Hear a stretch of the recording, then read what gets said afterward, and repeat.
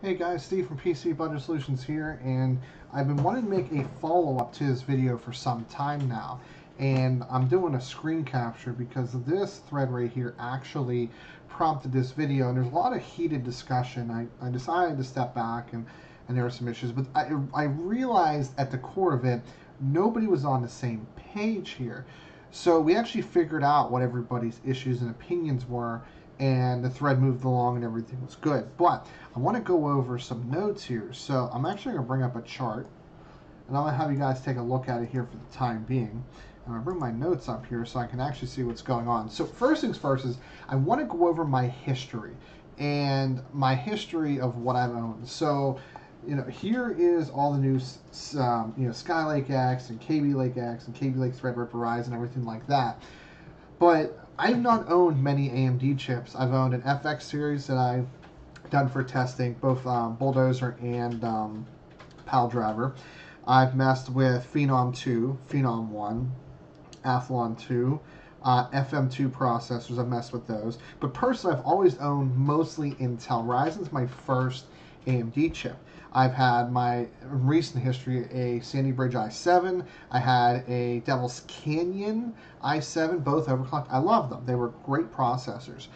I've owned mostly Intel, and I'm not bought by anybody. I'm very small, as you guys know. I don't have a very big audience, but nobody owns me. I don't have any sponsors, so I like what I like, and I don't like what I don't like.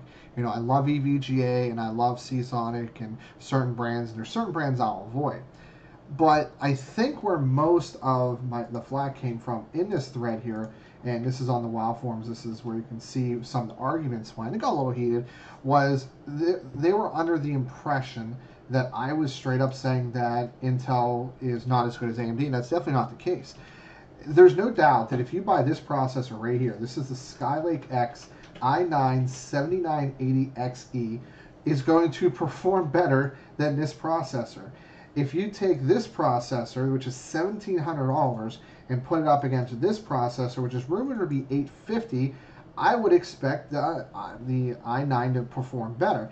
Intel's architecture right now is still better than AMD's, not by a long shot, but honestly by a little bit, at least in single-thread performance. And none of these chips are actually out, so we really can't say.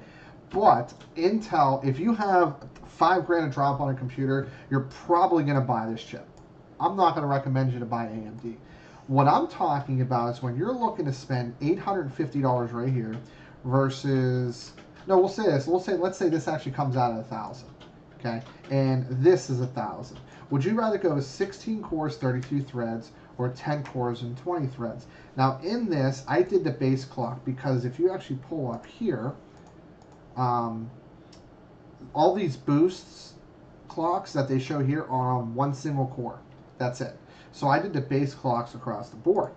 So you're going to get roughly 3.3 gigahertz versus 3.2. You're going to get a slightly higher TDP, more PCI Express lane. So if you're looking to spend $1,000, I would go to say AMD offers a better value. If all this holds true and AMD or Intel doesn't have any issues with it. That is what I'm talking about. I'm talking about price to performance. Now, I know these chips are cheaper now, and these two chips might be a little bit less. This is MSRP launch. So, don't put too much stock into that. I just want to keep everything kind of the same. So, that's really what I'm talking about with AMD doing so well and that Intel is going to have a lot of trouble here is because when you look at the pricing, AMD offers a better value. If you're looking to spend $220, $500, or probably even $1,000, I would go to say that I don't think Intel, with the exception of maybe this processor at 390 versus this processor at 400, mind you, this processor is actually 350, the Skylake might actually do a little better, at least in like gaming and single-thread performance. We have yet to actually see that. But this is what happened, okay? So a friend of mine who works at ASRock, he's an electrical engineer. I'm not going to drop names because I don't want to get anybody in a lot of trouble. When they designed the x299 platform, okay, which is what these are running on, x299. This is the article I pulled up just to show an example. They designed these boards with this processor. That is as high as it went. And Intel didn't really have a lot to give them at the time, But this is where they basically decide to plateau everything. Now, when Threadripper was announced, when these processors were announced about a week before Computex, Intel basically did this. They have Xeons that are this many threads and cores. They do. Basically, they said, well, we don't want to be outdone by AMD, so we're going to turn these Xeons, which they either have or have already been starting to work on, and we're going to make them i processors, i9s. Now, they're not going to have these for some time. They never really planned to release these. That's really what everybody's really talking about. I misspoke when I said that they just made this up. No, they had these processors as Xeons. They just had no intention of releasing them as consumer grade LGA 2066 processors. Now they are, and that is a knee-jerk reaction from these processors because Intel did not really see these processors coming out, at least this soon. These processors on the 2066 platform may have come out a year or so down the road. That may have been their original plan or what they were thinking of, but they were not looking to release them this year. There's no doubt about that because this came out of left field. Now here's where I also have problems. So these two processors, the 8 and the 6 core, only have 28 PCI Express lanes. So this is where, when you look at Threadripper here, we have 64 PCI Express lanes across the board. Quad channel memory across the board. Literally, you could buy any of the boards and have full features all the way up. Intel, not the case.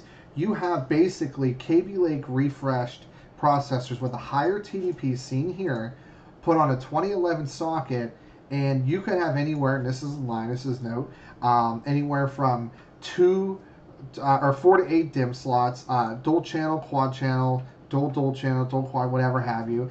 You can have multiple different PCI Express lanes from 16 to 28 to 44. It's all over the place, and it's because the planning on this was not ideal. Intel did not expect to do this, but they kind of felt they didn't have a choice because while AMD wasn't delivering a better product, AMD wasn't the king of processors, they delivered a product at a better price. And let's be honest, that's all that really matters.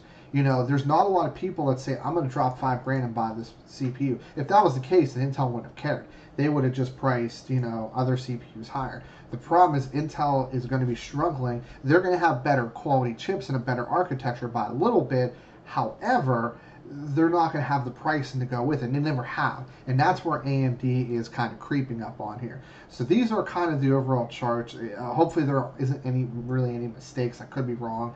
I don't know if these have been announced yet. I got this information from this, so this is a little bit of an older article. So, I definitely do apologize on that. All they're saying is turbo boost. So that's... I mean, they don't have a base clock or anything like that. Are they really going to hit 4.5? I don't really know, but it is what it is. 165 watts. So I can fill that in right here. So 165, 165, 165, and I believe this last one was 140. So I can fill in those. So that's kind of what this is all about. And hopefully you guys are starting to understand what's really going on. And, Paul talked about it, Kyle talked about it, Jay's 2 cents talked about it, Linus talked about it, and, I've been wanting to talk about it, but it wasn't until a friend of mine who I actually just got a hold of like a couple of days ago, and then I saw other people were talking about it. I should have talked about it first, but it is what it is. But hopefully you guys like this video. Definitely like the video and subscribe. If it's, something you guys like, maybe I'll continue doing this stuff down the road. If you don't like it, definitely dislike it. I understand, but this has been kind of an interesting ride here, definitely. Thank you guys for tuning in. This is Steve from PC Budget Solutions. I'll see you guys later on down the road.